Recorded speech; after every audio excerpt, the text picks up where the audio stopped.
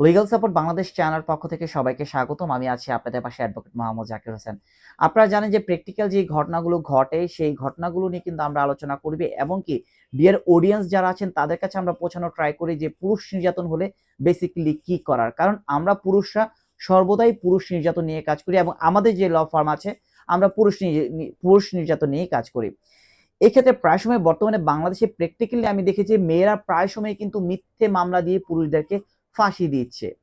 এই ক্ষেত্রে পুরুষরা যদি ভাবে যে মেয়ে আমাকে অত্যাচার করছে বা আমার স্ত্রী আমাকে অত্যাচার করছে, সেই ক্ষেত্রে আমি যদি আইনগত ব্যবস্থা আগে নেই আমার কি কি লাভ হতে পারে।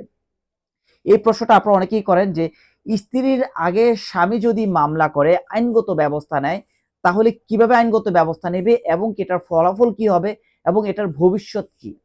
প্রথমত একটা কথা বলতে চাই যে মিথ্যে মামলা থেকে দূরে থাকবেন এবং কি সত্য মামলা দিয়ে এগিয়ে যাবেন। যদি কোনো স্বামী ভাবেন যে তার স্ত্রী তাকে অত্যাচার করছে, অত্যাচারটা কেন করে? অনেক সময় টাকার জন্য অত্যাচার করে, অনেক সময় পরকীয়া প্রেমে লিপ্ত হয়ে অত্যাচার করে, অনেক সময় শুধু শুধু অধিক চাহিদার কারণে অত্যাচার করে। যদি এই মনে হয় যে আপনার স্ত্রী আপনাকে অত্যাচার করছে পরকীয়া প্রেমে লিপ্ত হয়ে আপনার সাথে সংসার ভাঙার জন্য, তাহলেও কিন্তু অবশ্যই আপনি যে ছেলের সাথে তার সম্পর্ক তার বিরুদ্ধে অ্যাডাল্টারি মামলা করতে পারেন। অথবা আপনাকে শুধু শুধু অধিক চাহিদার কারণে মানে আপনাকে মেন্টাল টর্চার করছে, সেক্ষেত্রে কিন্তু আপনি পুরুষ হিসেবে আপনার স্ত্রীর বিরুদ্ধে ডোমেস্টিক ভায়োলেন্সের মামলা করতে পারেন। অথবা হতে পারে আপনাকে আপনার স্ত্রী মিথ্যেভাবে বিভিন্নভাবে ভয়ভীতি হুমকি দেখাচ্ছে, সেই ক্ষেত্রে কিন্তু আপনি ফৌজদারি কার্যবিধির 107 ধারায় ভয়ভীতি মামলা করতে পারেন আপনার স্ত্রীর এগেইনস্টে। এখন আমি বলতে চাই, সাপোজ আপনি যে কোনো একটা মামলা করলেন, হয় 107 ধারা, হয় ডোমেস্টিক ভায়োলেন্স, হয় অ্যাডাল্টারি, আর না হয় যৌতুক মামলা স্ত্রীর বিরুদ্ধে করলেন। করার পরবর্তীতে কি হতে পারে?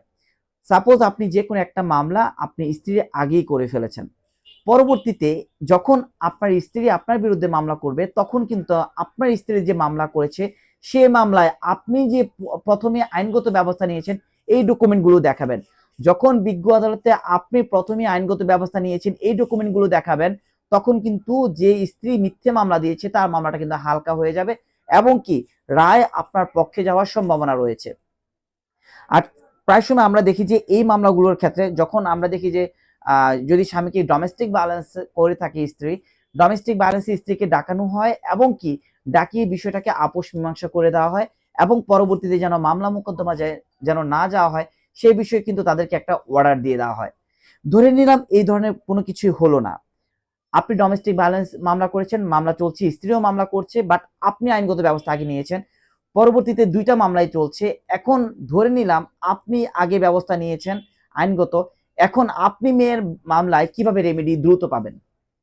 যদি স্বামী হিসেবে আপনি দ্রুত আগে মামলা করেন স্ত্রীর আগে, সেক্ষেত্রে নিম্ন আদালত আপনাকে সাপোজ 4 শুনানি দিন চার্জ গঠন করে ফেললো, আপনাকে কোনো ধরনের রেমেডি দিল না আপনার ডকুমেন্টস দেখার পর। পরবর্তীতে আপনি যে আগে মামলা করেছেন, আপনার মামলা যে আগে প্রসিডিং আছে এবং আপনার মামলায় সংক্ষুব্ধ হয়ে বা আপনার মামলায় সে বিরক্ত হয়ে যে সে মিথ্যে মামলা করেছে, এই ডকুমেন্টটাকে ক্লিয়ারিফাই করে আপনি মহামান্য হাইকোর্টে কিন্তু কোয়াশমেন্টের জন্য যেতে পারেন 561-এ। যখন আপনি আগে মামলা করেছেন এই বিষয়টাকে কনফার্ম করে যদি আপনি 561-এ মহামান্য হাইকোর্টে কোয়াশমেন্টের জন্য যান, অবশ্যই মহামান্য হাইকোর্ট কিন্তু মামলাটাকে স্টে করে দিবে এবং কি শুনানি অন্তে যদি আপনি প্রুফ করতে পারেন যে মহিলাটা সত্যিকারিত অপরাধ করেছে বাট আপনি অপরাধ না করেও মিথ্যে মামলায় ফেঁসে গিয়েছেন, তখন কিন্তু মহামান্য হাইকোর্ট কিন্তু মামলাটাকে কোয়াস্ট করে দিবে এবং আপনি খুব ইজিলি কিন্তু মামলা থেকে বের হয়ে আসতে পারছেন। So end of the day কোনো পুরুষের সাথে যদি অত্যাচার হয়, অবশ্যই আপনারা পূর্বেই কিন্তু স্ত্রী মামলা করার পূর্বেই কিন্তু আপনারা আইনগত ব্যবস্থা নেওয়া ট্রাই করবেন। তাহলে দেখবেন যে ভবিষ্যতে আপনাদের বিরুদ্ধে যদি কেউ মিথ্যে মামলাও দেয়, সেই মামলায় আপনাদের তেমন কিছু হবে না। কিন্তু বর্তমানে বাংলাদেশের প্রেক্ষিতে আমরা একটা সময় দেখি যে পুরুষরা কিন্তু এই নারীরা যদি অত্যাচার করে, এই পুরুষরা কিন্তু এই অত্যাচার সহ্য করে যায়, কোনোভাবে আইনগত ব্যবস্থা নেয় নাই। দ্যাটস ওয়াই পরবর্তীতে কিন্তু মেয়েরা মিথ্যা মামলা দিয়ে জিতে যায়। সো এই বিষয়টা আমি আপনাদের ক্লিয়ার করতে চাই, যারা পুরুষরা আছেন অবশ্যই আমরা সর্বদা আপনাদের পাশে আছি এবং কি পুরুষ নির্যাতনের পক্ষে আমরা কাজ করছি।